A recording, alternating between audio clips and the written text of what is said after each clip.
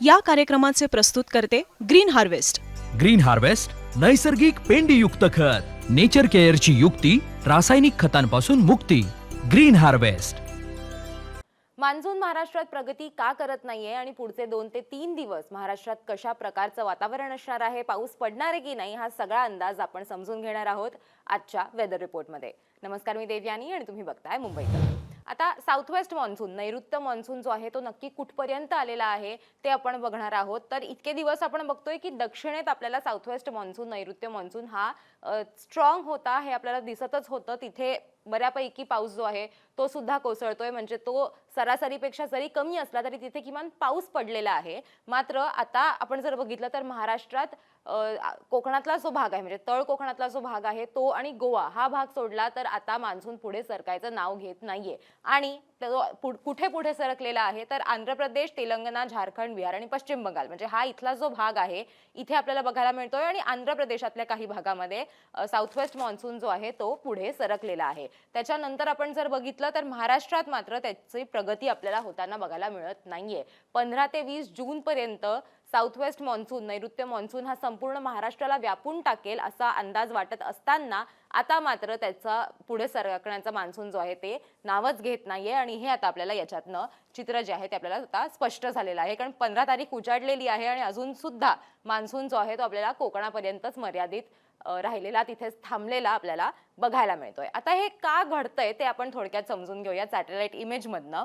Satellite इमेजमध्ये तुम्ही जर बघितलं आता तर बंगालच्या उपसागरामध्ये जरी पाऊस पडण्यासाठीचं पोषक वातावरण असलं तरी त्याची मदत आपल्याला आता आंध्र प्रदेश असेल किंवा पश्चिम बंगाल असेल या सगळ्या भागात आपल्याला बघायला मिळतंय. मात्र महाराष्ट्रामध्ये जरी अरबी समुद्रातनं जरी आपल्याला नैऋत्य वारे जे आहेत ते बघायला मिळत असले तरी सुद्धा अशी अनुकूल परिस्थिती तिथे निर्माण झालेली नाहीये की तिथे एक सायक्लोनिक सर्क्युलेशन तयार झालेलं आहे किंवा डिप्रेशन तयार झालेलं आहे. अशी परिस्थिती नसल्यामुळे बंगालच्या उपसागरातनं सुद्धा फारशी मदत होत नाही आणि त्याचबरोबर अरबी समुद्रातनं सुद्धा तितके स्ट्रॉंग वारे जे आहेत ते आपल्याला बघायला मिळत नाहीयेत आणि त्यामुळे महाराष्ट्रात आपल्याला पाऊस सध्या पडताना बघायला मिळत नाहीये. आणि हवामान खात्याने सुद्धा हे सांगितलेलं आहे की साधारण 18 तारखेनंतर, म्हणजे 18 ते 20 तारखेपर्यंत आपल्याला महाराष्ट्रात त्याच्यानंतर पाऊस जो आहे तो पडू शकेल अशी शक्यता त्यांच्याकडनं वर्तवण्यात आलेली आहे. त्याच्यामुळे शेतकऱ्यांनी सुद्धा घाई करू नये आणि एक हॉट आणि ह्युमिड वातावरण ज्याला म्हणतात, म्हणजे एक दमट वातावरण ज्याला म्हणतात ते असणार आहे अशी सुद्धा वॉर्निंग हवामान खात्याकडनं देण्यात आलेली आहे. आता आपण पुढे जाऊन समजून घेऊयात की नक्की कसे कसे अलर्ट्स असणार आहेत पुढच्या काही दिवसांसाठीचे. तर आपण जर बघितलं तर मुंबई, ठाणे, पालघर, रायगड, रत्नागिरी इथे सगळीकडे, कोल्हापूर मध्ये सुद्धा आपल्याला, साताऱ्यामध्ये सुद्धा आपल्याला हीट वेव्ह साठीचा येलो अलर्ट जो आहे तो देण्यात आलेला आहे. त्याचबरोबर नंदुरबार, धुळे, जळगाव, संभाजीनगर, जालना इथे सगळीकडे, वर्ध्यात सुद्धा हीट वेव्ह साठीचा येलो अलर्ट जो आहे तो देण्यात आलेला आहे. त्याच्यामुळे बाहेर पडताना काळजी घेणं हे अत्यंत गरजेचं आहे. अगदी अनस्टेबल आपल्याला वेदर जे आहे ते सध्या बघायला मिळतंय आणि वातावरणात हे सतत जे बदल होत आहेत त्याच्यामुळे सुद्धा तब्येतीसाठी त्रास होऊ शकतो. अनेक व्हायरल इन्फेक्शन्स जे आहेत त्याची सुद्धा सध्या साथ पसरलेली आहे. त्यामुळे लोकांनी काळजी घेणं गरजेचं आहे. गरज नसेल तर घराच्या बाहेर पडू नये असं सुद्धा हवामान खात्याने यापूर्वी सुद्धा सांगितलेलं आहे. कारण उन्हाचे चटके हे बसणार आहेत. हीट वेव्ह जी आहे ती आपल्याला बघायला मिळणार आहे. म्हणजे मे महिन्यामध्ये जितकी स्ट्रॉंग हीट वेव्ह होती किंवा त्याची जितकी तीव्रता होती तितकी तीव्रता जरी नसली तरी आता सुद्धा तापमानामध्ये 2 ते 3 डिग्री अंश सेल्सिअसनी वाढ होणार आहे असं हवामान खात्याकडनं सांगण्यात आलेलं आहे. आता आपण मंगळवारसाठीचा जर अंदाज बघायचा झाला तर मंगळवारी सुद्धा नाशिक असेल, पालघर, ठाणे, मुंबई या सगळीकडे आपल्याला हीट वेव्ह साठीचा इशारा दिसतोय. विदर्भात अमरावती असेल, वर्धा असेल, अकोला असेल, यवतमाळ असेल इथे सुद्धा हीट वेव्ह साठीचा इशारा देण्यात आलेला आहे. जळगाव, धुळे, नंदुरबारला तर आहेच. त्याचबरोबर सोलापूर, धाराशिव, लातूर आणि सांगली इथे सुद्धा हीट वेव्ह साठीचा इशारा देण्यात आलेला आहे. आता उर्वरित ठिकाणी आपण जर बघितलं जिथे येलो अलर्ट्स आहेत तिथे वादळी वाऱ्यासह काही प्रमाणामध्ये एक ढगाळ वातावरण क्रिएट होऊ शकतं, तयार होऊ शकतं असं हवामान खात्याने सांगितलेलं आहे. आणि हलक्या स्वरूपाचा ते मध्यम स्वरूपाचा पाऊस पडू शकेल, पण तो पडेलच याची खात्री नाहीये आणि म्हणूनच कुठलाही ऑरेंज किंवा रेड अलर्ट सध्याच्या घडीला देण्यात आलेला नाहीये महाराष्ट्रामध्ये, कारण महाराष्ट्रात सध्या पाऊस पडण्यासाठीचं अनुकूल वातावरण आपल्याला बघायला मिळत नाहीये. कारण कुठूनही म्हणजे अरबी समुद्रातनंही आणि बंगालच्या खाडीतनं सुद्धा, बंगालच्या उपसागरातनं सुद्धा आपल्याला फारशी मदत महाराष्ट्रात मान्सूनला पुढे सरकण्यासाठी होत नाहीये,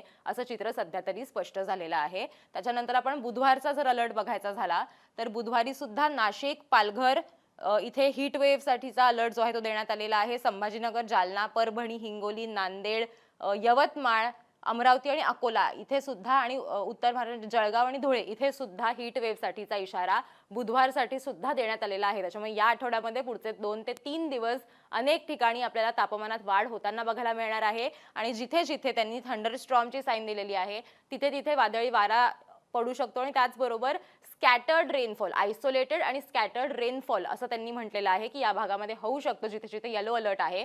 म्हणजे काय तर काही भागांमध्ये अगदी तुरळक ठिकाणी पाऊस जो आहे, तुरळक पद्धतीचा पाऊस जो आहे तो पडू शकतो असं हवामान खात्याने सांगितलेलं आहे. तो कुठे पडणार आहे तर त्याच्यासाठी वर्धा असेल, नागपूर असेल, चंद्रपूर असेल, गडचिरोली असेल, अहिल्यानगर, त्याचबरोबर नाशिकचा घाट परिसर असेल, पुणे असेल, रायगड असेल किंवा रत्नागिरी, कोल्हापूर, सिंधुदुर्ग या सगळ्या भागामध्ये त्यांनी हा इशारा दिलेला आहे.